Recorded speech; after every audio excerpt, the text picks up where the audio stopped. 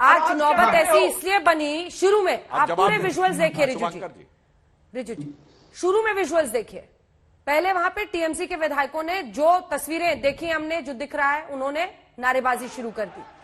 अब ऐसे नहीं चलेगा ना, उसके बाद से धीरे धीरे परिस्थिति बिगड़ती चली गई ना। एक बार जो कैस्केडिंग इफेक्ट उसका हुआ, फिर देखिए क्या हालत हुई है। ये तस्वीरें देखिए, शर्मनाक तस्वीरें। तब ऐसी नौबत आ गई मारपीट की। देखिए बाहर कोई विधायक निकल रहा है, उसे यहां चोट लगी है, वहां लगी है, किसी के नाक से खून निकल रहा है। मिस्टर दत्ता, देश के सबसे वरिष्ठ पत्रकारों में से एक है, मैं आपसे सिर्फ ये अनुरोध करूंगा कि बीजेपी के ये वीडियोस छोड़ के आप खुद एक बार पता कर लीजिए बंगाल विधानसभा के अंदर क्या हुआ है। इन लोगों का पहला दिन से अभी तक का आप रिकॉर्ड निकाल लीजिए। ये 70 जो विधायक है, अभी कम घट के 60 या 62 हो गए हैं। ये इन लोगों का सिर्फ एक ही काम करना है, विधानसभा में घुस के हंगामा करना। आपको मैं याद दिला दूं, जब राज्यपाल का जब स्पीच हो रहा था, धनखड़ जी का जब स्पीच हो रहा था, तब भी गवर्नर स्पीच में बीजेपी के विधायकों ने इतना हंगामा किया था कि गवर्नर अपना स्पीच रोक दिया था। ये तो तृणमूल कांग्रेस ने नहीं किया, यही इनका नेचर है। और मैं सुधांशु जी से इतना कहना चाहता हूं कि सुधांशु जी, आपने जब कहा, जब अंजना जी ने पूछा कि आप लोग क्यों इस मामले को उठा रहे हो, क्योंकि ये तो पॉलिटिकल हत्या नहीं, ये रामपुर हाट, तब आपने कहा कि हम किसी भी मौत के साथ, हत्या के साथ खड़े हैं। तो मैं आपसे बहुत नरमी से पूछना चाहता हूं कि माननीय प्रधानमंत्री, जो आपके सबसे वरिष्ठ नेता है, और गृह मंत्री, इनके प्राइवेट रेसिडेंस से 40 मिनट की दूरी पे है सिंघू बॉर्डर, जहां पे 700 किसानों की बलि चढ़ गई। आप लोग एक बार भी देखने गए थे वहां पर? दोनों सवालों का जवाब दीजिए सुधांशु जी। वो कह रहे हैं आप लोगों से हार अभी तक हजम हुई नहीं है, तो आप हर दिन हंगामा करते हैं। और दूसरा सवाल वो किसानों पर पूछ रहे हैं।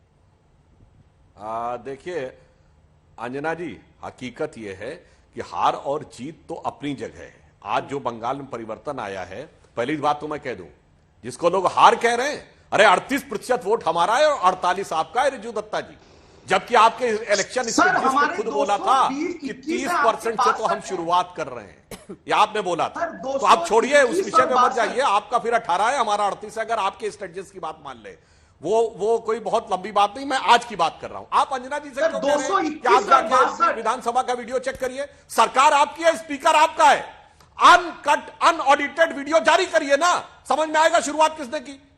जारी करवाइए, आपकी सरकार है, आपका स्पीकर है विधानसभा में। बीजेपी में हिम्मत है क्यों नहीं जारी करते? आज का वीडियो जारी कर दे, पार्लियामेंट आपका। अरे भाई, सीसीटीवी रिकॉर्डिंग होती है, हाउस की प्रोसीडिंग की रिकॉर्डिंग होती है। रिजू जी एक साथ से कह रहे हैं कि आप जाके पता करें, वो कहां से पता करेंगे? प्लीज एक साथ करने लगते हैं आप, बोलेंगे फिर मैं आपसे जवाब लूंगी। रिजू साहब प्लीज। रिजू दत्ता जी, मैं नहीं डिस्टर्ब करता हूं।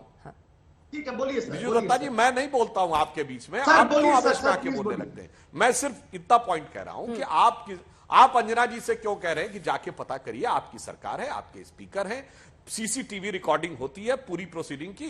आप अनकट वीडियो जारी कर दीजिए, दूध का दूध पानी का पानी हो जाएगा कि फला ने उकसाने की कार्रवाई की थी और फला ने जो है यहां पर ऊपर हाथापाई शुरू की थी। किसने शुरुआत किया? अरे नॉर्मली विपक्ष करता है बवाल सत्ता पक्ष के बयान पर। यहां पहली बार देखने को आ रहा, नेता प्रतिपक्ष बोल रहा है और सत्ता पक्ष उग्र होता चला जा रहा है। ऐसा विचित्र उदाहरण तो भारत के संसदीय और विधायी इतिहास में देखने को नहीं मिलता। रिजू जी, सबसे दुर्भाग्य का बात यह है सुधांशु जी, आपके इतने देश की सबसे बड़ी पार्टी बीजेपी का, कि आपके बंगाल के जो नेता प्रतिपक्ष और आपके बीजेपी जो नेता है, वो खुद ही एक क्रिमिनल केस में सब जुडिस है, एफआईआर में नाम है, फिर भी बाहर घूम रहे। यही देश का सबसे बड़ा दुर्भाग्य है। ये पहली बात है। और दूसरा, हाँ, हम लोग अनएडिटेड अनकट वीडियो रिलीज कर देंगे।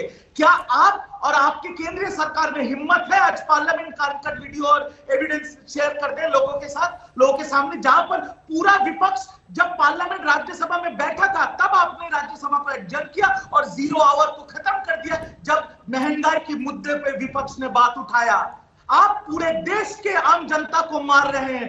चुप चुप के आप लोग हर रोज तेल, डीजल, पेट्रोल और जो कि पैरासीटामोल, वो अंजना ओम कश्यप, सुधांशु त्रिवेदी, रिजू दत्ता को छोड़िए, ट्रेन में, बस में सफर करने वाले लोगों के पॉकेट में रहता है पैरासीटामोल, उसका दाम तक आप लोगों ने बढ़ा दिया है। क्या आप लोग जवाब नहीं देंगे देश की जनता को? और बंगाल में तो आपका मुद्दा ही नहीं है सर, छोड़ दीजिए। और आपने परसेंटेज की बात की, तो हम फर्स्ट पोजीशन में है 221 सीट, 13 जीते थे। अभी आप लोग, आपके बीजेपी घुस के विधायक हमारे पार्टी में आने के बाद हम लोग 221 में है और आप लोग 62। ठीक है सर कुछ दिनों बाद आपको डीजल, पार्टी से पेट्रोल, पुरस्कार महंगाई, दिया जाएगा। पैरासिटामोल तक की कीमत, दवाइयों की कीमत में इजाफा है, सबसे ध्यान भटकाना है, इसीलिए बंगाल की हिंसा का मुद्दा उठाना है। सुधांशु जी। देखिए, पहली बात तो रिजू दत्ता जी पढ़े लिखे व्यक्ति होकर भावावेश में क्या बोलते हैं मान्यवर। लोकसभा राज्यसभा में अनकट दिखाने की जरूरत नहीं, लाइव टेलीकास्ट होता है। राज्यसभा लोकसभा टीवी है, पूरी सदन की कार्रवाई अनइंटरप्टेड पूरा देश कंटिन्यूअस देखता है, तो उसमें तो किसी को जरूरत ही नहीं जाके देखने की। दूसरी बात अब मैं बोलता हूं, जो महंगाई बढ़ी है मैं बिल्कुल बताता हूं, मैं आपको चैलेंज करके कहता हूं। आप भारत के, देखिए आप बोलते हैं मैं डिस्टर्ब नहीं करता हूं, अपना वक्तव्य पूरा करने दीजिए फिर आप बोलिएगा। देखिए, भारत के इतिहास में इससे पहले कभी स्ट्रेटेजिक ऑयल रिजर्व्स खोले गए थे? जाइए व्हाइट हाउस की प्रेस रिलीज देख लीजिएगा 21 नवंबर 2021 की। उसने कहा अमेरिका ने स्ट्रेटेजिक ऑयल रिजर्व्स खोले क्योंकि ऑयल की कीमतें बढ़ रही हैं, उसको रोकने के लिए स्ट्रेटेजिक ऑयल रिजर्व्स खोले, थोड़े से कम हुए। अब रूस यूक्रेन का युद्ध हो गया, फिर अंतरराष्ट्रीय कीमतों में भारी उछाल आने लगा। हकीकत तो यह है, मगर उसके ऊपर 100% राजनीति करनी है। शुभांकर जी भी बोल रहे थे कि जब ये सत्ता में होते थे हम लोग क्यों करते थे, कारण डीरेगुलाइजेशन ऑफ पेट्रोलियम प्रोडक्ट्स 95 में स्टार्ट हुआ था।